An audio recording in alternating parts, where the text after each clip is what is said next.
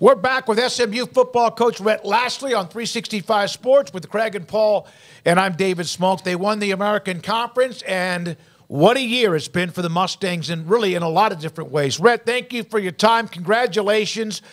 You had your banquet last night. How much fun and also like being able to soak and embrace everything you've accomplished did you get that done last night?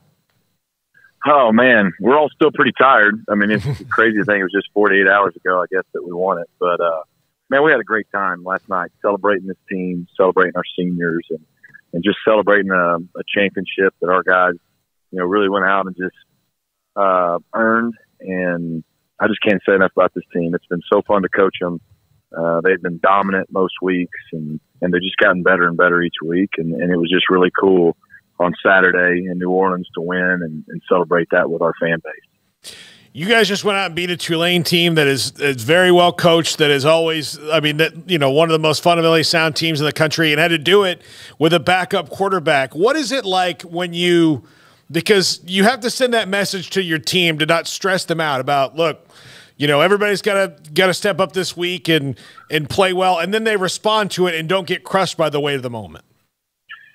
It's really fun because it just confirms, you know, this late in the year, you kind of know who your team is, whatever direction that goes. And I had so much confidence in our team and who we were, even after Preston went down. And we also had a lot of confidence in knowing who Kevin was. But, you know, I didn't have to come in and go, hey, defense, you know, y'all got to play extra well. And, hey, you guys got to pick him up. And really all I told the team last Monday is we kind of turned the page and started getting ready for Tulane. And I just said, you know, we're going to win this game because we have the better team. And we're going to win this game because of our team. And no one has to do anything different. Our defense has been great all year. You guys don't have to do anything different. Offense, you don't have to do anything different. Hey, Kevin, you don't have to win this game. You just got to go be Kevin. And our team will take care of the rest. And I had a lot of confidence in that. And so to go out and do it, you know, again, your point, Tulane, incredibly good team. Willie's always had a really well-coached team, great defense, you know, player of the year at quarterback. But, you know, if I'm being honest, the game wasn't near as close as the score was. We played really, really well. Coach, I don't want to be Debbie Downer, but there is, you know, the conversation about the decisions made this weekend and a lot of the attention obviously being put on the CFP4. But the second most, I guess, controversial argument is about the New Year's Six spot that ended up going to Liberty as opposed to you guys. A lot of people feel like that should have been the SMU Mustangs going to a New Year's Six bowl game. Did that add anything bittersweet to what was a fantastic weekend, and how did you sort of handle whatever level of disappointment that might have been? You know, I would say any other time, yeah, it would have been really bittersweet and disappointing. And, I mean, look, guys were probably disappointed for a minute. I was disappointed for a minute. Wasn't shocked, you know, just over the way the last few weeks have gone on those committee roundups on Tuesday night. It didn't shock me. You know, look, Liberty's a good football team, but, you know, I think because of what we had just accomplished the night before, there really wasn't going to be anything to steal our joy. And just we were going to celebrate this team and what we did. I mean, look, there's things you can't control, you know, and there's human error in life. I think just about everybody outside of people in Lynchburg, Virginia, have been pretty outspoken that they think it was a mistake, and I don't even think it was close. And that's not to disrespect them. It's just the numbers, the data, the evidence, everything tells you, and the way they handled the top five tells you. It was not really that complicated, the decision. The AP poll got it right. You know, the coaches poll got it right. You know, but here's the deal. There's 133 teams in the country, and there's only one team at the end of the year that doesn't have something that didn't go exactly how they wanted to. And we're 11-2. We've had a fantastic year. We went 9-0 in our league.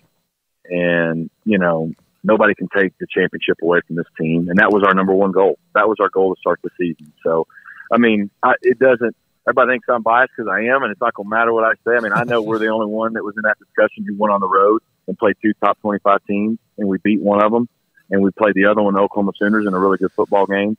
And the other team didn't even play one. You know, I mean, all the data, it is what it is. You know, what we have the opportunity to do now is go win our 12th game, which would be tied for the most in school history. It'd be only the second time we've ever won 12 games at SMU. We can win a bowl game, which is a big deal, and we get to play an ACC opponent, which as soon as that game ends is now a conference opponent, you know, and it could give us great momentum launching into that league next year. So our guys, you know, they were bummed for about 3 minutes, and we started our team meeting, and we said we're going to celebrate this team, and we haven't looked back. You know, you brought up the ACC. That was my next question about the momentum. How much, I mean, since the decision, you're going to join them, and now you have what you have as far as evidence. Can you try to describe the momentum that is even higher than the day you were accepted into the ACC? You know, you really just couldn't have drawn it up much better. You know, from our football facility that's being built that we'll move into this summer in July, that's state of the art, just as good as you're going to find literally in the country, to getting accepted into the ACC, you know, the day before the first game this year, to then winning a conference championship, first time outright since 1982, first time of any kind since 84. And just so many things that we've done this year that it's just all coming together at the same time, you know, the recruiting momentum and being in Dallas and just the way that everything's going. We just couldn't have asked for it to be any better all at the same time. I saw your interview after the game the other night to Coach, and I mean, when you said what people have been waiting for 40 years, I think that there's only like select groups of sports fans that can say, like, you know, it's like the Rangers not winning the World Series, the whole, you know, width of their existence until this year, or, you know, how long it took the Cubs or whatever it is. Like, that had to be amazing to be on the receiving end of breaking that for a fan base that has just been waiting for a very long time. Yeah, it was so gratifying, one, for our kids, the team, just because we know what they put in to be a team.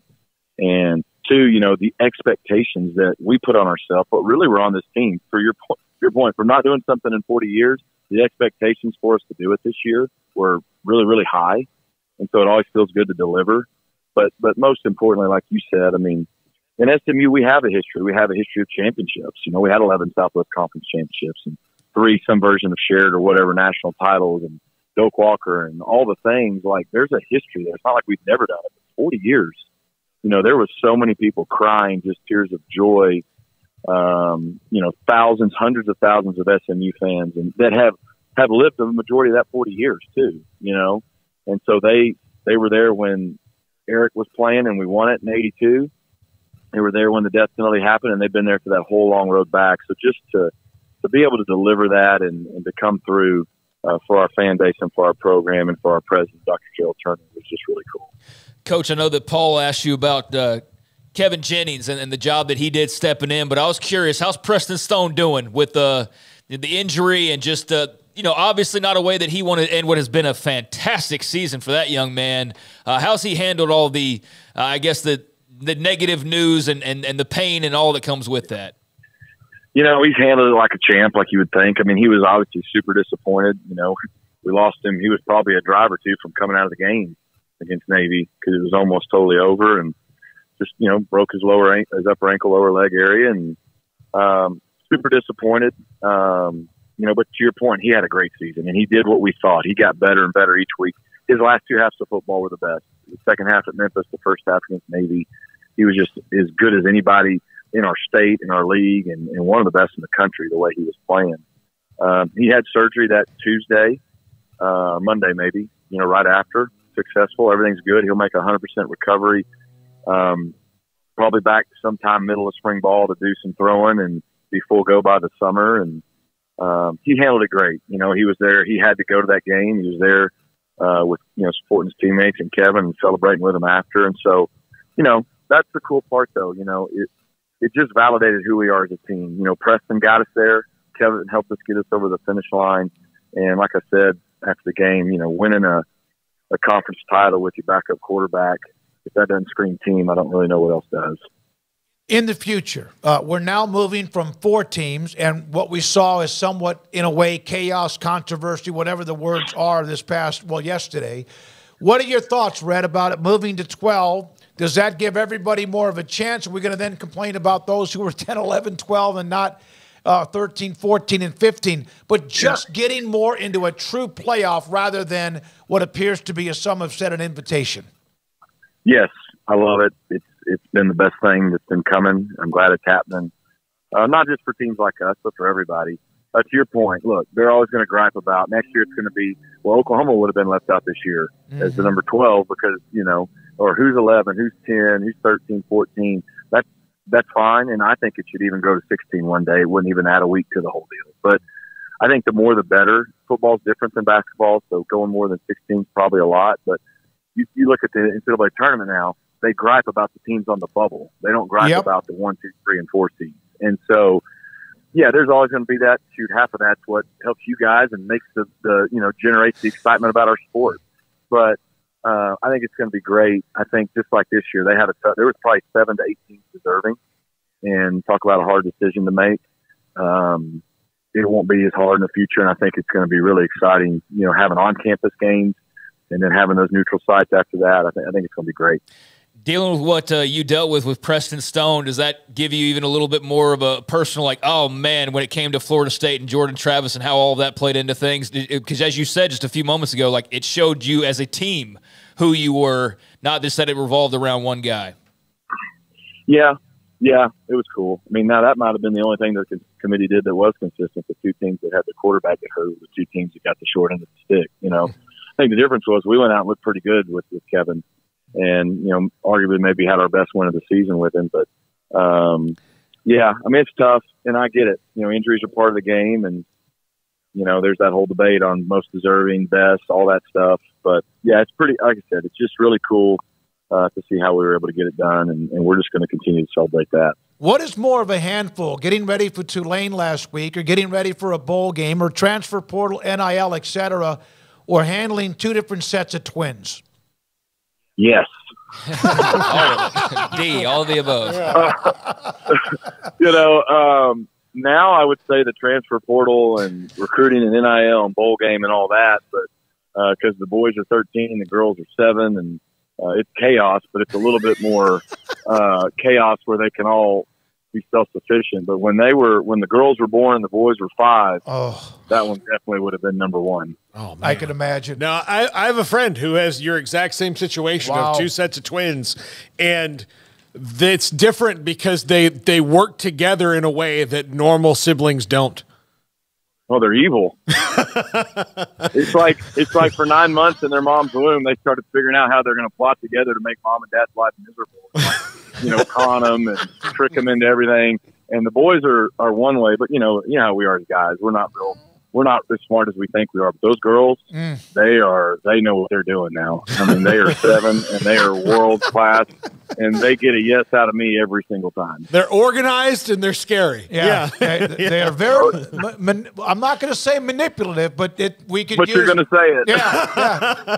Hey, Rhett, congratulations! 7-6 last year. Really nice ending, and of course even better this year. The ACC and more. Congratulations. Have you ever been to Fenway Park? This is cool. Yes, I have. I've seen a few baseball games there, believe it or not. But I actually coached in the first ever football game at Fenway in 2017. When I was at UConn, we played Boston College. So I actually coached a game there. They haven't had very many. And so it was wild. Thank you very much for your time. Rhett Lashlee, SMU football coach. They're headed to the Fenway Bowl against Boston College. That game will be on December 28th. That's an early game at 10 o'clock Central Time.